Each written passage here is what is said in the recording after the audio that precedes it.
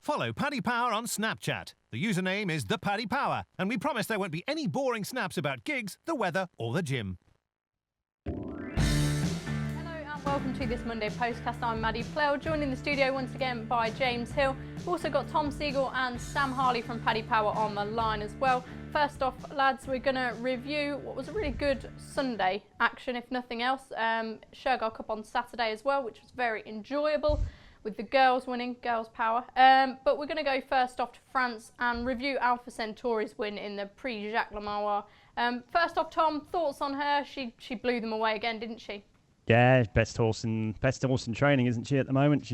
This year's Enable, isn't she? She's miles the best. She was just sensational, wasn't she? She had him beat from first furlong, second, every step of the way. She was by far the best, and literally there's nothing that can touch her at the moment over a mile. Matron Stakes, Breeders' Cup Mile, is that the way you see her going? Go where she likes. She can go where she likes. She'll win them all. You know, she's miles too good for them. You know, I have no idea where they plan. I mean, she'll win the Matron Stakes. It's a little bit boring for me. That against the fillies, I'd go for Ascot. That would be the QB2. Yeah, that's the most important Soft race for it. ground there, though, Doesn't matter. It was softish yesterday. I don't think that's an issue. Okay. I personally think that's the race that European trained horses should be going for, and that's the one that would be top of my priorities. But I get the owners like the Breeders' Cup, so if that's where they want to go, that's where they can go. But wherever she goes, I think the Breeders' Cup is the one she might lose, to be honest. And why is that? Because of draws. Because of draws. It's very, if she gets a good draw and gets luck in running, she can win. But those races, you go back year after year, and the form is pretty irrelevant going into it, and the form after it is even less relevant. Do you know what I mean? It just doesn't tend to be a race that suits form watchers' style. You're trying to trick one in, sort of thing. If she gets a draw, she'll win. If she doesn't, she might lose. Okie dokie. Sam, how did Paddy Power react to her success? So we cut off Centauri from 7-2 into 15-8 for the Breeders' Cup Mile in Churchill Downs on the 2nd of November. Just sort of going down the market, we have Lancaster Bomber at 8-1. We have Rhododendron and Lightning Spear at 10-1, each of both. And we have Without Parole and Yoshida at 12-1. Okie dokie. Could be an easy task for Alpha Centauri then, Jimmy? In the Breeders' Cup, yeah, like Tom said, I mean, if she gets a decent draw, I'd be with Tom. I prefer to see her go to Ascot. I think she'd be much more at home at Ascot, a straight mile. Yes, the ground could be softish, but I mean, she didn't mind Sunday's ground at all, and it was on the soft side there. These turf tracks in the States are very tight, and if you do get a bad draw, you can meet all sorts of trouble in running. Plus, I mean, there's a travelling distance as well. You've got to factor that into the equation. So I prefer to see her run at Ascot. I think she'd be very difficult to beat there. I think Colm O'Donoghue rides her particularly well as well. I love seeing him and his confidence he has in her. I think that's always great to see when you have a star like her. Moving on to the Phoenix Stakes, won by Advertise, who looks like he'll go to the Dewhurst next. Have we got any prices on the 2,000 guineas for him, Sam? We do, yeah. So he's been cut to 10-1. Sorry. Calix is still at the head of the market at 8-1, and then we've Quarto, Anthony Van Dyke, and Too Darn Hot, all at 12-1. Okie dokie. Now, Tom, I was a bit not that impressed with Advertise. I thought it was quite workmanlike. Yeah, meh to me too, Maddie. Yeah, I agreed with that. I was a little bit disappointed with him. I have to admit, I thought the race fell apart, didn't it, when Sergei didn't run a race at all, and then pulled too hard, didn't he? Yeah, so did So Perfect. If you look back, she pulled hard too. I was a little bit disappointed they made the running with the Irish Rover, because I think he's best held up, as we saw at Newbury. I thought they used him as the pacemaker, which a little bit disappointed me, and it sort of set the race up for Advertise. And he did okay, didn't he? He won a Group 1, but he only beat two horses that have been beat more times than they've won by a length, was it? If that. And look, that's not Guineas winning form to me. Whether that was his best form, I think he looked better at both Ascot and at Newmarket the twice before. So I wouldn't totally rule him out winning a Guineas, but for me, I would be staggered if there's not something better than him. And you've spoke about how you think Calix is more a Commonwealth Cup sort of speedster. Does Advertise fit into this same bracket? Because they're keen to go up in trip for the Dewhurst. No, I think he's going to have a problem, Advertise, because I don't think he'll be quick enough for 6 furlongs myself. I think he definitely needs 7 now. I think, look, he might stay a mile. I'm just not sure he's quite as good as some horses that will be racing. You know, look, he's by showcasing. He's going to run. I say this every week, but he'll bump into 4 Galileos, a couple of Deep Impacts, a couple of Dubawis, and a few Frankels. And it's a massive long shot before you've even started that he's going to be able to beat them. You know, it just doesn't happen. You look at the Guineas down the line. These sort of not badly bred horses, but sort of cheaper end of the spectacle. There was a great article by Joe Lyons in the paper this weekend saying that he used to think that he could buy pedigrees, but now he realises that pedigrees run everything in racing. And I agree with that. I think it's very hierarchical.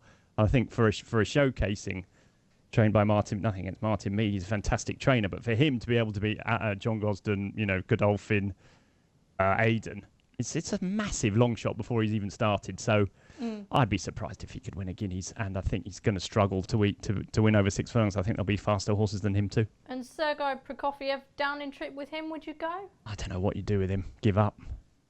Give up. I mean, that was horrendous, wasn't it?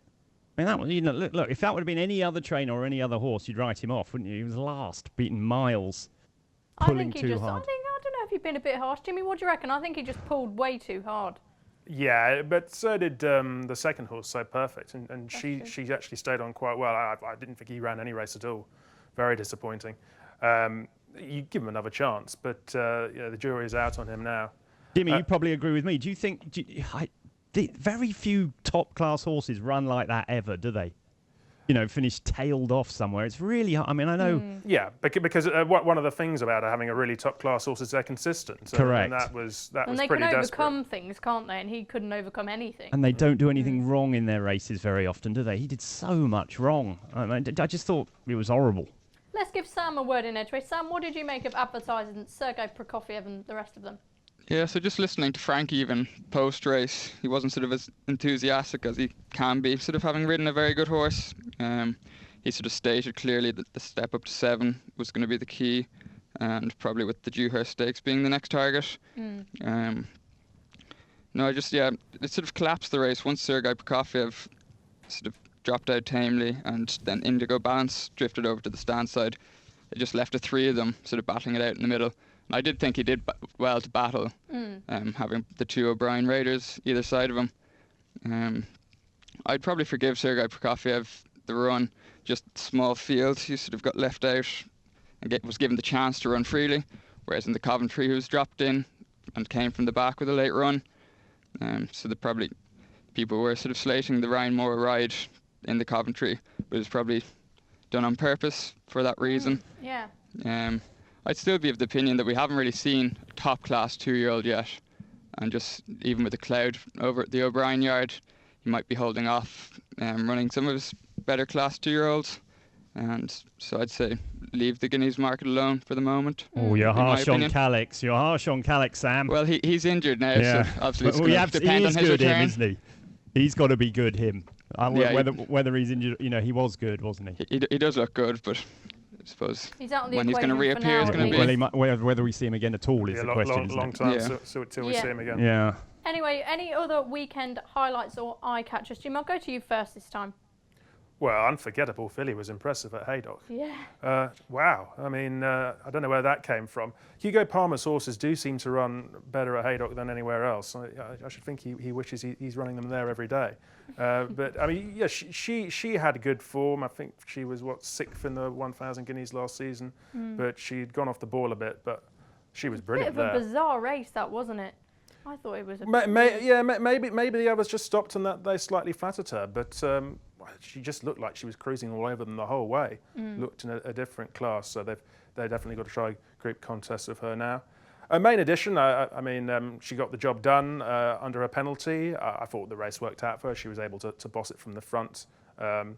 If you don't go too quick at Newmarket on the July course, that tends to suit front runners. And apart from the runner-up, there didn't really look to be anything that would trouble her beforehand anyway. But yeah, no, she's in the mix for Group 1 honours later in the autumn. Unforgettable Filly I thought was the most impressive. Okie dokie. Sam, I'll go over to you next. Any highlights or eye catchers from the weekend? Yeah, so I tuned into Cork yesterday, or on Saturday, sorry, and a filly called Zagatova of Aidan O'Brien's won at sort of short odds on, and the 2-year-old maiden there. She won by 4.5 lengths, but she could have won by as far as she wanted. She absolutely cantered in. And she's a half-sister to Garswood, which is an interesting line in the pedigree. And I just think going forward for next year, she could look value at 25-1 for the 1,000 guineas. So I wouldn't put people off backing her for that. Although she was reported lame post-race, so it's probably uncertain as to when we'll see her next. Okay. But the debutant Moigler at the end of the season, if she is back to fitness in time for those, could be the way she go. Interesting nonetheless. Tom, over to you. Couple, Maddie, I thought that probably a favourite of yours, Danceteria, David Menwizier's horse that won the handicap at Newmarket, was exceptionally impressive. He goes on all ground. But he's thundering blue in all but colour, basically. I think he's very, very similar to that horse. He'll win group races, has to, without a doubt. He'll probably go up 10 stone, whatever he goes up, but might rule him out the Cambridgeshire. But I think he's really top class. And the other one would be the filly of Joseph's that beat my old friend Gordon Lord Byron at Speaking Colours. Is it he? She? I think it's a Is it a he? Is it a he? Yeah, I think he's very good. I really do. I think when you get a bit soft grounded, when he was trained by Marco Botti last year, he was super impressive at Doncaster at the back end on soft ground. Been running about on better ground this season. Obviously, he acts on it, but I think he's potentially a top-class sprinter. Sorry. Yeah, he is. Yeah, he's potentially a top-class sprinter over 6 furlongs on soft ground. One of those sort of Ascot maybe at the end of the season. He's obviously got a lot to improve, but not so much. I thought he was impressive the other day. So those would be my two, Speaking Colours and Danceteria. The thing got to also mention is the time was so much faster than advertises. Second and a half faster than advertised. So I know they didn't go a great pace in the advertised race, but nonetheless, it's a good few 10 lengths, that is, isn't it, really? And he's a good horse, that. He's definitely a good horse, Speaking Colours. Okie dokie, well, there's a few to stick in your notebook. Stick with us, and we'll preview some of Saturday's action just after this. Success ain't earned, it's bought. That's why at Paddy Power, we paid the big bucks for the best tech nerds in the world to develop our new fastest ever app. Download the new app from the App Store or Play Store now. 18+, begambleaware.org. Welcome back to this Monday Postcast. As promised, we're going to cover the Hungerford Stakes, which is on Saturday.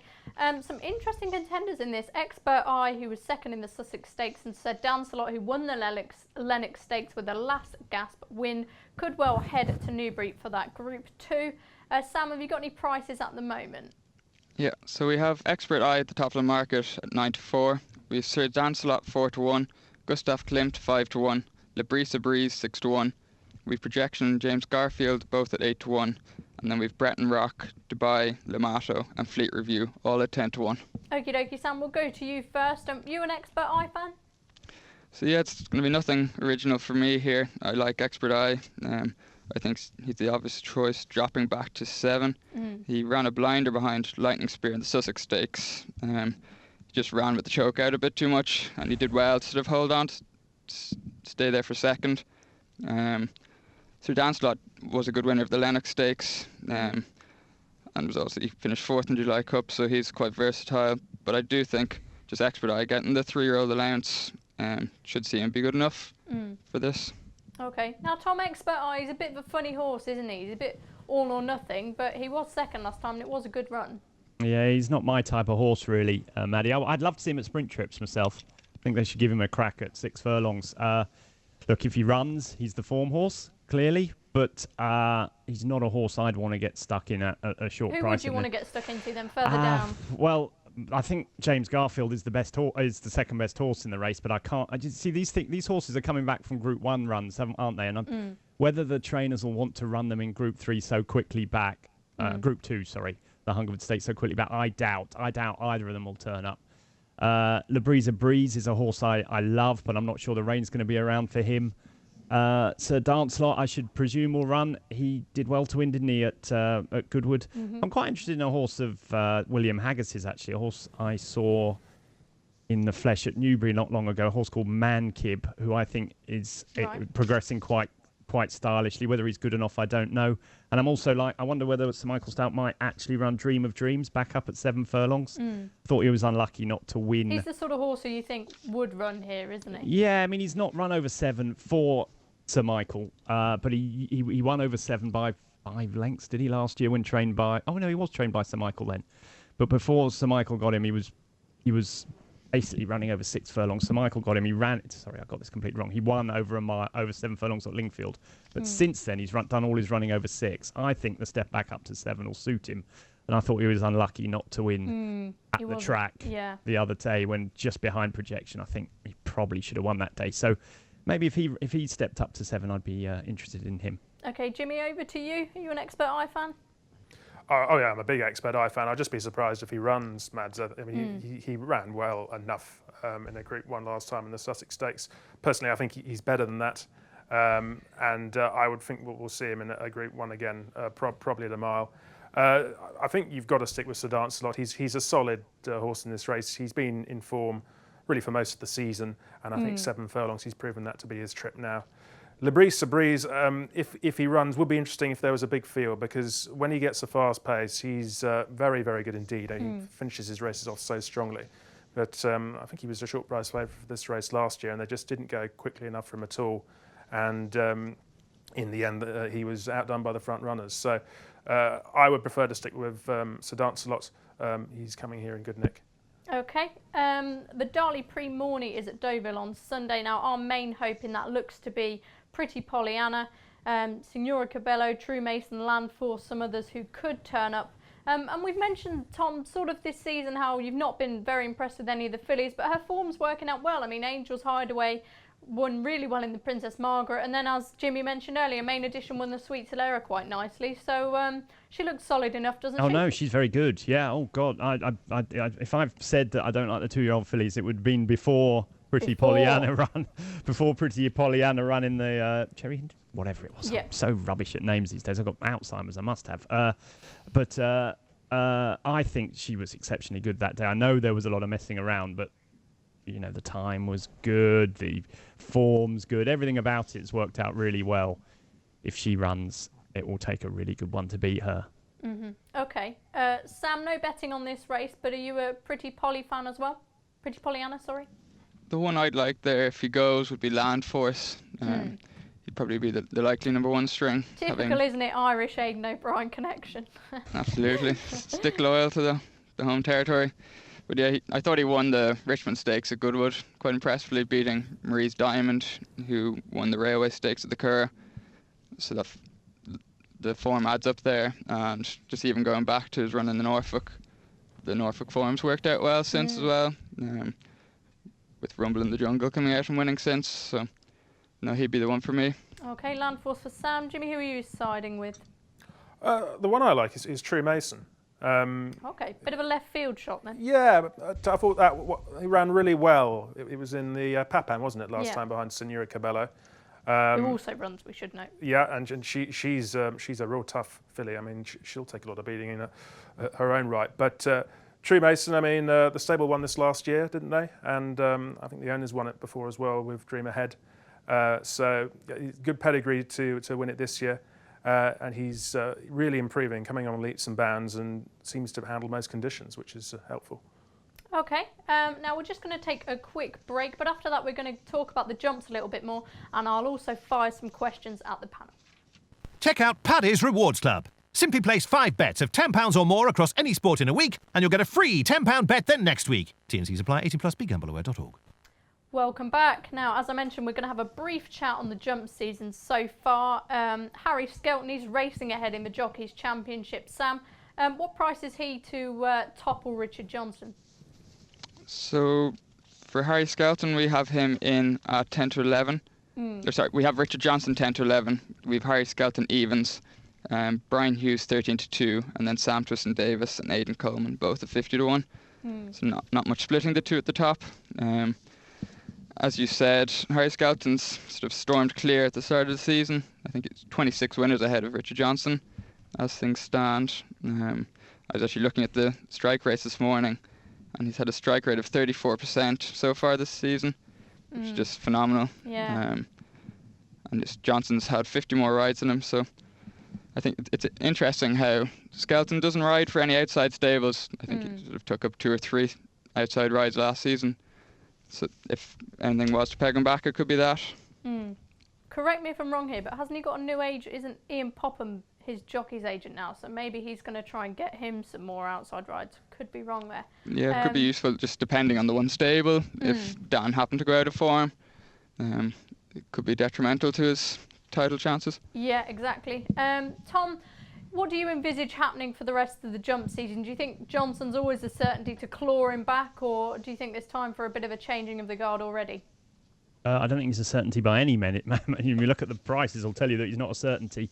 Personally, I think if Harry Skelton's in with a chance, he'll be riding everything under the sun. So I don't think the fact that he doesn't ride any outside rides now is of at all relevance. I think if he's got a chance of going for the title, I think he'll be him and his agent will be getting him on everything, and everyone will want him to ride as well because they know what they're going to get. They're going to get a hungry jockey that's fighting for his, for the title. So I don't think the lack of outside rides is going to be an issue. I think the prices are right. I think they're exactly right. I think it's a 2-horse race, and I think that if I was slightly to go anywhere, I'd go for Harry Skelton slightly over Johnson, but it's only marginal. Okay, very interesting. Jimmy, what about you? Yeah, I wouldn't totally rule out Brian Hughes, actually. I don't necessarily think it's a 2-horse race. New job with Donald McCain now. Donald McCain, and you're going to get a lot of northern tracks opening up again soon. The Catterick's, the Carlisles, and the Kelsos. So you'll be getting more meetings up north, and that'll provide more opportunities for him. Amazing start from Harry Skelton. I mean, 34% strike rate. I think he's had as many as 220 rides so far, but only 7 of them have been outside his brother's yard. So that's going to need to improve because if Dan Skelton was to hit a bad patch, then his strike rate would drop right off unless he started getting some more outside rides. And he didn't get many outside rides last season. So. And what about Henderson as champion trainer? Obviously, he's got Altior and Mike Byton, the likes of those really classy horses. Bouvedere, another one to rely on this season. Sam, what price is he to retain his title? So Nicky Henderson's 1 to 8 at the top of the market, with Paul Nicholls 5 to 1, Dan Skelton 25 to 1, and Colin Tizard 50 to 1. Okay, some big prices there. Tom, I'll go to you first. What do you make of sort of Nicky Henderson's stranglehold? Because he had a few sort of quieter years where Nicholls was winning everything, and now it's changing around again. Exactly. Well, it's just about having the good horses, isn't it? Those are the horses. Those are the guys that are going to win the title, isn't it? It's all on prize money. So Henderson's obviously got a massive chance. I think, I can't see Nicholls having as many good horses. I mean, obviously he's going to win. He's going to have more winners than Henderson, but whether he can win it, I don't see Colin Tizard having the strength. I think the dangers are from Ireland. If ever Willie Mullins or Gordon Elliott decide to come properly for the big handicaps before Cheltenham, I think they would be dangerous. I really do. I mean, they were quite a bit behind last year. Well, Willie tried to do it, didn't he? A couple of years ago, he was right in there, wasn't he? And if he could, I can't, if he was to win the Gold Cup and the Champion Hurdle and all those races, then maybe he'd try again. So for me, Henderson will win it, as the prices suggest. No, nothing. Not saying anything new there. If there was a danger, it might actually come from Ireland. Okay, Jimmy, you in agreement? I think it's quite tough for either of the Irish trainers to win it. I mean, Willie Mullins was winning absolutely everything when he came so close, and he still couldn't quite manage it. So he'd sent plenty of runners over to Britain that season. So I do think it's very difficult. He only just lost, didn't he? He so if you've only just lost one year, surely you can do it again. Wasn't he? Yeah. All it needs is for Bouvedere to get injured, and then things all change, and that changes everything, doesn't it? Yeah, no, it changes everything. But Paul Nicholls didn't really have any stars that season, did he, Tom? It was only really the Scottish national winner, Vicenni, that won it for him. It's got even less now, though, isn't it? Yeah, no, I think Paul Nicholls, that its odds are a bit short, really. I wouldn't fancy him. The only thing I would say, I mean, Nicky Henderson's, I think, almost certain to win it. But if we got a very wet autumn, Henderson's horses tend to prefer better ground. He might not run that many, and his strike rate might drop off a bit in November, December, when he usually has so many winners. If it was very soft or heavy, then someone like Colin Tizard wouldn't rule him out. So, I think 50 to 1's a bit big about him. Yeah, I did think that. He's still going up the ladder, isn't he? And if getting more and more runners, more and more winners. Yeah. He didn't have a particularly good season last term, but I mean, he was still in the hunt for second going to Aintree. Yeah. So. he's got a good, talented young team there. Yeah, and who knows if the love of my life, Thistlecrat, returns. Who knows what will happen. Moving on now, I've got a few questions to ask. First off, Daniel Gormally says, what do you think is the most important thing when analysing a race? Video form, normal form, or speed figures, or something else like info or stats? I'll tell you what, I'll go to Sam first on this one. I know it's plunging you in the deep end a little bit, Sam, but what's your main sort of tactic? So I suppose just sort of looking beyond the obvious would be a big thing for me, especially when you're looking for sort of bigger prices down the line when a horse is reappearing. Just even having a look at things like pedigree and looking at what type of ground a horse might want. So if they were appearing on ground that was unsuitable, whether sort of looking at the pedigree, you think the horse might want a bit further in time or dropping back in trip in time. I suppose then another thing would be just eye catchers, so horses that didn't look to get the run of the race. If a race was run to suit different race, so say there's a pacemaker and a horse wasn't suited to the fast pace of the race, they would be the sort of things I'd be looking into. Also just sort of how a horse is going to be campaigned throughout a year. So just even with a camp such as Aidan O'Brien, so often on their reappearance runs, that's not going to be the big day for them. They'd be looking at Group 1 targets down the line. So just taking sort of potential fitness into account would also be a big thing. Okie dokie. Tom, now, if I could give you one thing that you could use as an analysis tool, what would you pick? I'm pretty convinced I know what you're going to say, but yeah, what do you think is the most important thing? Your eyes. Your eyes. You just got to keep watching. I mean, that's. Look, it's all about temperament, Maddie. Like everything's about temperament. You know, in the whole world. You know, not just horse racing, but we all have our things that suit us, that suit our style of looking at things. Now, for me, there's millions of ways we can look at racing and dissect racing, and my way is not going to be the same as, was it Daniel's way or whoever answered the question there. You know, it's not. We're all going to have different things that we like to see when we're looking at races. Not one is better than the other, in my opinion. But we've got to do it the way that suits our temperament. Because if we start doing it differently, it hurts. It hurts when you get it wrong, and the highs aren't as good as when you get it right. So for me, it's all about finding a way, whatever way it is. I'm not going to say one's better than the other. I know guys that sit there doing speed figures until they're blue in the face and say you can't do it any other way. I know guys who watch every race possible, from start to finish and right down, have tracker horses, there. I know guys that are complete slaves to the form book. All good ways. I'm not going to decry any of them. But if it doesn't suit you, one of those ways, then it's no good. So for me, it's all about fitting in with your temperament. Whatever you think works for you, and you will work that out because you'll start losing. You know what I mean? As soon as you start betting and you start losing, you'll know that way is not good for you. But if you find a way that works, that you're happy with, you might lose a bit. Maybe it's quite an instinctive thing, isn't it? That's what I think. That's what I think. You've got to find the way. And now there's hundreds of ways, as I say. Sounds so philosophical. But it's true, isn't it? It's true, isn't it? Because it's your temperament that's the thing. You've got to enjoy it at the end of it. There's no point slaving over it and finding it no fun. The key to enjoying it and the key to winning is to make yourself enjoy it while you're doing it. And the only way to do that is to find something that suits you. And that's the way I've always felt. I think that we all sit there and say, this way's good, this way's good, this way's good, this is the best. This is not necessarily the case for everyone. It might be the right for you, but it might not be right for someone else. So all I think is you've got to find something that you're happy with. And we all know the ways you can do it. You can look at jockeys, trainers, stats, or whatever. Find the one that suits you best and stick with it. Okay, Jimmy, what do you reckon? If I had to say to you, what's your main go-to thing of analysing a race? Well, I think Tom's right. I think I always try to take a viewpoint on a race, like where's the pace going to come from, or where might the best ground be, or would it be better up to be the far rail or the stands rail? I always just try and take a view on a race. I never think it's as simple as this horse is just the best horse on the day, and he'll beat the others easily. Particularly with handicaps, they're all meant to be on a similar sort of standard. So you've just got to take a view, feel if that works best for you, and just run with it. And sometimes it works and sometimes it doesn't. But if it does work for you, you're on a hot run and you can win loads of money. So. Okay, Alex Bellew asks, hi, looking ahead now, the ground is turning a bit softer. Do any of the panel have any horses they're looking forward to seeing with some juice in the ground? Give you a few sort of seconds to have a quick think.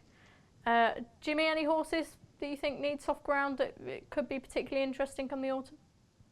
Well, Labrisa Breeze is always a horse I think of who, you get a fast run race on soft ground, who would be one that would take my eye.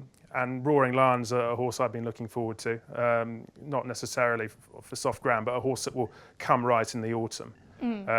Horses that just have got form of a bit of cut at that time of year are the ones on my shortlist. Okie dokie, Tom.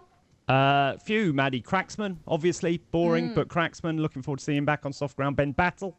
I think he could leave that Queen Anne 4 miles behind. Well, he won the race in Germany, didn't exactly, he? Group 1, yeah. Exactly. Horse that won the Lincoln, Adayeb, William Haggis's horse, I thought was really impressive. Getting him back on a bit of soft ground. I think LR Cam is another one that I think will like soft ground. A little bit disappointed with him at Haydock the other day, but I think he can bounce on soft ground. Loads of them. Yeah, okay. Those would be 4 off the top of my head. Okay, a few more questions to ask, so let's try and rattle through them. But Sam, over to you. Any soft ground horses? Yeah, so the obvious one there was Cracksman. They pulled him out of the King George the other day because of the ground, and they're sort of already doubting whether he'll go to the Juddmonte International, unless there's a lot of rain between now and then. One for me that's going to reappear this Wednesday is a horse called Study of Man. He's running in the Group 2 over a mile and 2 at Deauville. He's been given a sort of around a 10-week break between winning the French Derby, which the forms worked out really well from, and he's going to take on this Group 2 on Wednesday on way to the Irish Champion Stakes in September. So he could be one to watch. Okie dokie. Maddie, can I throw in one more just quickly? Lati Dar. I think she's really, really good. John Gosden's R.A. Me sister. Family had another winner the other day, didn't they? Correct, Too Darn Hot. Yeah, I think she's potentially a, that fillies and mares stakes or an art filly myself. Lati Dar back on soft ground. Okie dokie. Sean Griffin asks, do they hold an opinion on the music nights? There are pros in it that attract thousands of the next generation to racecourses. However, most of them don't watch the racing, and typically the cards are below average. Even HQ had 3 4-winner races on a Friday night recently. Jimmy, music nights, for or against? I think you've got to be for, because they bring in so much money to the racecourses, and they are good fun to be at. I've been to 1 or 2. I don't have any problem. Boyzone, was it, Jimmy? You go and see Boyzone? No, I think it was some Beatles tribute act or something, Tom. Nothing like as exciting. Girls Aloud or anything like that. No. I didn't go. Luckily, I didn't go and see the Tom Jones one. Yeah. Nor did anyone else. No. There were some good jokes around about that one. Tom, music nights. Look, we live in a. God, I'm turning into some kind of political type chap. We live in a society. We've got to make money, haven't we? That's what the point of it. These courses have got to make money, and if they don't get bands in, no one's going to go. Literally, no one goes to the races would go, or some do, but not as many as could. Not as many. Well, they get 25,000 through for a Newmarket night or a Sandown night, and it would be 3,000 or 4,000 if the band wasn't playing, was it? So. These courses have got to make money, otherwise they can't exist. So I don't see any issue with them. I mean, obviously, if you're a Newmarket member or a Sandown member or a York member or whatever it is, turning up to watch the races and find 20,000 screaming 18-year-olds, is probably not your cup of tea. But you don't have to go. No, that's you don't have true. to go. Watch it on the telly. Sam, have you ever been to any music nights? Yeah, so my personal experience with them have been good. I went to the Goodwood 3 Friday nights last year before the night before the Epsom Derby, and I thought it was really well coordinated. I think that's the key to it, is having enough security and just making sure it doesn't get out of order. I think again it's trying to get a transition from generation to generation, just trying to find initiatives that work. So who was playing, Sammy? Who was playing? Tiny Tempa, who had sort of disappeared off the face of the earth, and then sort of this is his reintroduction into life. But I think these series, so another one would be the Leopardstown Bulmer series, which runs throughout the summer on a Thursday evening. I I think they work well. It's just about attracting sort of working professionals during weekdays to come out and have an enjoyable evening after work. I know another initiative they're looking at is this street racing. So having racing down the Champs-Élysées or whatever street it may be. I think if that was conducted well, it could be another nice way too. I would love that, but I find it hard to believe it's not some sort of April Fool's joke. Really? Can they do that? I think Seem to be able to do anything these days.